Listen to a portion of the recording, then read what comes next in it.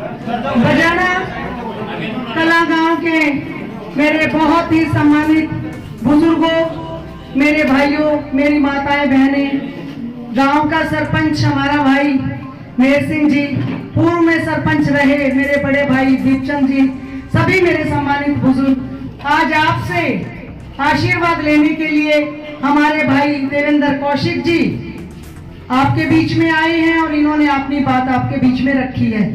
उससे पहले वक्ता रहे मेरे भाई आजाद सिंह नेहरा जी, वो भी आज आपके बीच में आए हैं। भाई नरेंद्र पार्षद हैं, भाई प्रदीप जी और हमारे पुखला से सरपंच मेरा भाई सोमदत्त जी, सभी सम्मानित है मेरे लिए। देखिए, पिछला 2019 का चुनाव आप सब लोगों के आशीर्वाद से आपने मुझे कामयाब किया था और आपने ही मुझे विधानसभा में भेजा था।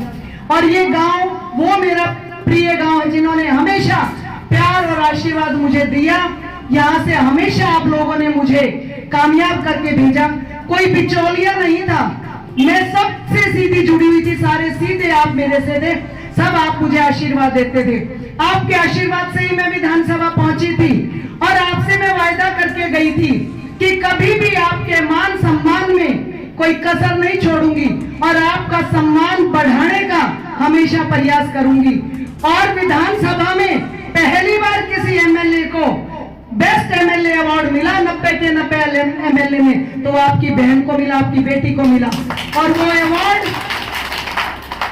वो जो अवार्ड मुझे मिला वो मुझे नहीं मिला, वो आप सब लोगों को मिला, उन वोटों को मिला जो एक एक भाई ने मुझे वोट दी थी। उस दिन कमल के सामने का बटन दबाया था और मुझे आशीर्वाद दिया था। ये अवार्ड जो है ये उन लोगों का था। उससे पहले भी मैंने चुनाव लड़े, हमेशा प्यार, मान और सम्मान और आशीर्वाद मिला। आज भी आपने यहाँ आने पर खूब प्यार, मान और सम्मान मुझे दिया है। और जहां मैं आपसे वायदा करके गई थी काम करने का, हमारे पढ़ने के 3 महीने बाद कोरोना आ गया और कोरोना में मुझे भी बहुत भयंकर कोरोना हुआ। और ये कोरोना केवल गन्नौर में नहीं था या हमारी विधानसभा में, ये पूरे विश्व में कोरोना फैला था और सब लोगों को जान की पड़ी हुई थी कि हमारी जान कैसे बचे। और रात को 1 बजे, 2 बजे, 3 बजे भी जिसने मेरे को फोन किया मैंने उसका तुरंत फोन उठाया। और चाहे डॉक्टर की मदद चाहिए थी, चाहे एम्बुलेंस चाहिए थी, चाहे ऑक्सीजन चाहिए थी या वैक्सीन लगवानी थी, मैं हमेशा 24 घंटे आपको उन लोगों के सबके बीच में रही।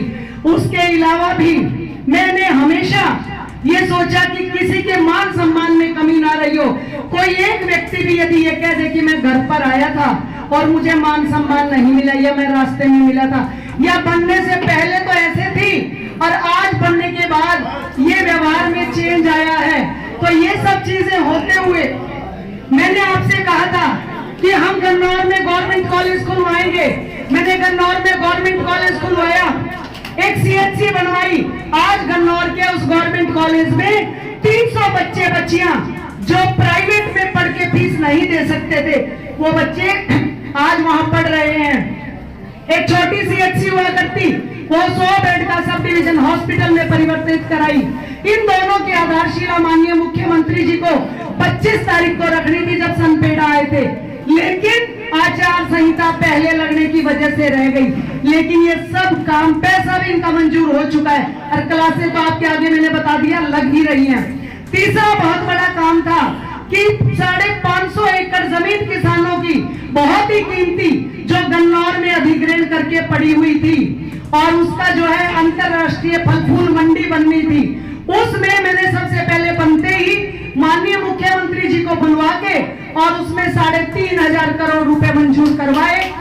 और वो मंडी यहाँ बैठे बैठे किसी की बात पे विश्वास मत करियो, उसमें जाकर देख के आइयो कि क्या बनने लग रहा है।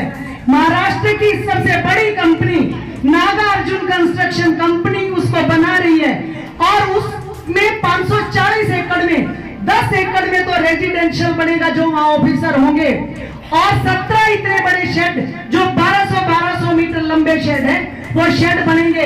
उन शेडों में अलग अलग नेचर का फ्रूट रखा जाएगा और एक पहले नंबर का जो शेड बनेगा उस शेड में जो है आप किसान भाई अपनी फल फूल सब्जी डायरेक्ट ले जाके आप बेच सकेंगे। और किसान रेस्ट लग रहा है, जिसकी 3 मंजिल बनकर तैयार भी हो चुकी हैं और 470 उसमें एससीओ बन रहे हैं और वो एससीओ नीलामी पर वो सबसे ज्यादा किसान भाइयों को दिए जाएंगे। तो इस तरह के इतने फायदे जिस दिन ये चालू हो जाएगी, आप ये मानना ये गन्नौर का जो नक्शा है ये भारत के मानचित्र पर होगा कि गन्नौर में क्या क्या है। एमपी साहब ने रेल कोच फैक्ट्री बनवाई जिसमें 30,000 करोड़ रुपए आज भी मंजूर हुए हैं, जो कि वंदे भारत यहाँ बनेगी। ये जब सब यहाँ बनकर तैयार हो रही है तो इसका फायदा हमें मिलना है, हमारे भाइयों की बेरोजगारी खत्म हो रही है और हमारे किसानों को, हर वर्ग को इसका फायदा होना है। आज आप देख भी लीजिए कि हमारी जमीनें कहां से कहां पहुंच गई हैं। हमारा पहली बार भारतीय जनता पार्टी में 24 फसलें एमएसपी पर हम खरीद रहे हैं। हमारी भारतीय जनता पार्टी की सरकार किसान सम्मान निधि दी जा रही है। 36 बिरादरी को, हर वर्ग को साथ लेकर पार्टी चल रही है। जैसा मैंने हमेशा आपसे कहा है, मैं 27 साल से आपके बीच में अपने घर से आप लोगों की सेवा करती थी और बनने के बाद भी मैंने उसी तर्ज पर हर साल जो है 20,000 25,000 कंबल मैंने इसी तरह से फिर भी बांटे। वो सेवा में अपने घर से कर रही थी। कोरोना के समय में मैंने 5,000 बच्चों को, जो गरीब थे, जरूरतमंद थे, जिनकी शिक्षा प्रभावित हो रही थी, अपने घर से मैंने 2100 रुपए उन बच्चों को इसलिए दिए ताकि वो बच्चे, उनकी पढ़ाई बाधित ना हो सके और वो अपनी पढ़ाई सुचारू रूप से चला सके। चाहे किसी को किताब की जरूरत थी या किसी को किसी फोन की जरूरत थी, हमेशा मेरे को कोई एक पैसे का भी यदि ये आरोप लगा दे कि मैंने इसके साथ क्या दुर्व्यवहार किया या एक पैसा कहीं से लिया, तो मैं जो हूं राजनीति छोड़ दूंगी। मुझे ऐसी राजनीति की जरूरत नहीं है। पहली बार एक ऐसा चुनाव आया है जिसमें हमारा एक भाई लोग है, आपका बेटा है, कि मेरी टिकट कट गई। आप सच्चाई ईमानदारी से ये बताना, टिकट कटी होगी तो आपकी बहन की कटी, आपकी बेटी की कटी, और जिसकी टिकट कटी है उसका सिर्फ वो दोष एक निकाल दिया।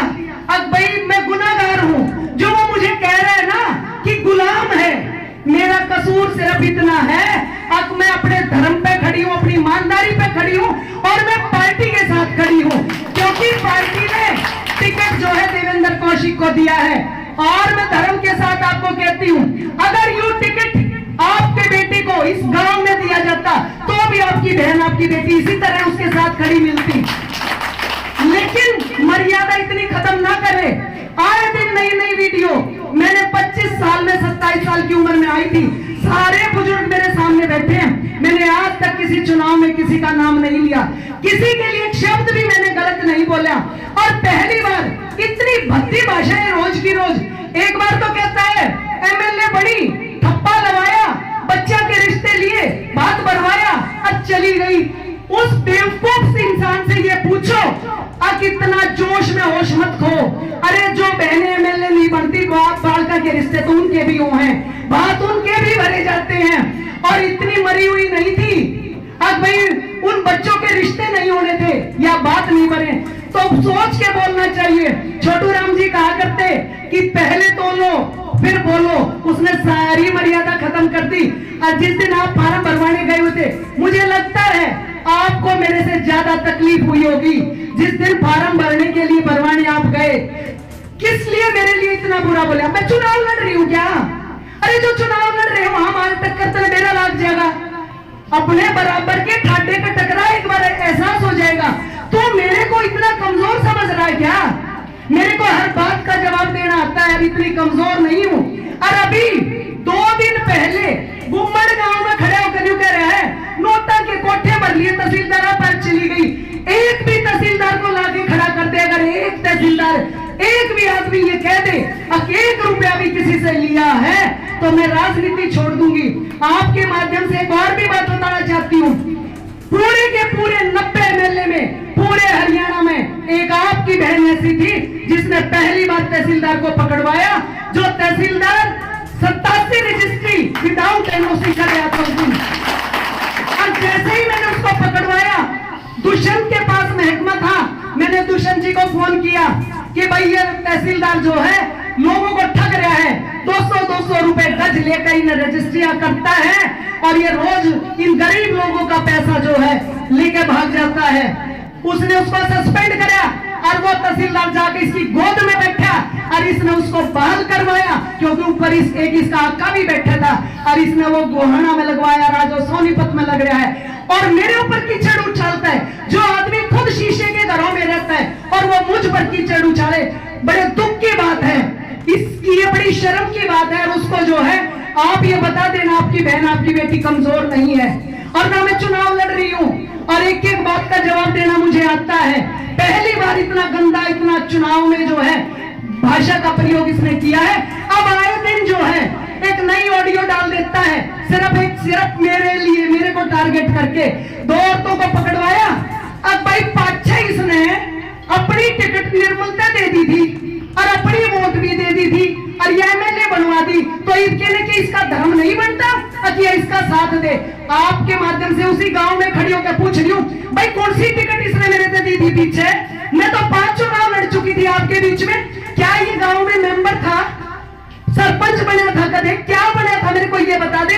इसने मेरे तक कौन सी टिकट दे दी? कोई रेल की टिकट थी, कोई मोटर की थी, कोई जहाज की टिकट थी जो इसने मेरे तक दे दी?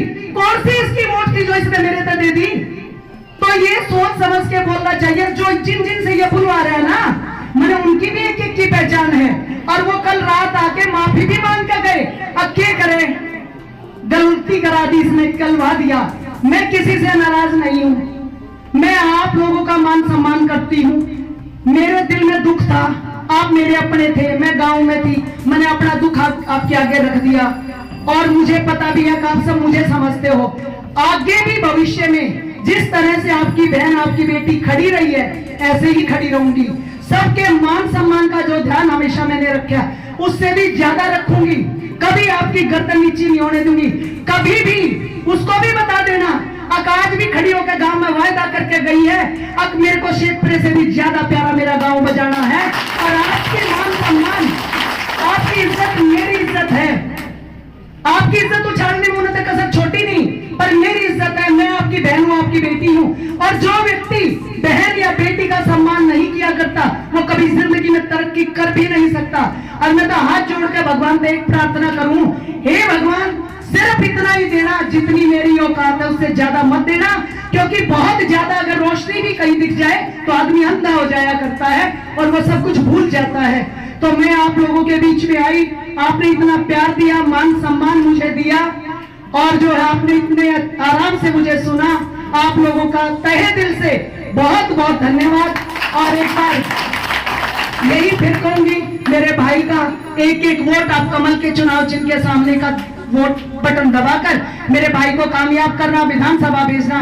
जो काम आपकी बहन बेटी नहीं कर पाई, हम अपनी पार्टी के माध्यम से आपकी पूरी सेवा करेंगे। हमारा भाई सवाया करके लौटाएगा, लेकिन फिर वही वायदा है, एक बार फिर आप लोगों का सर कहीं झुकने नहीं दूंगी।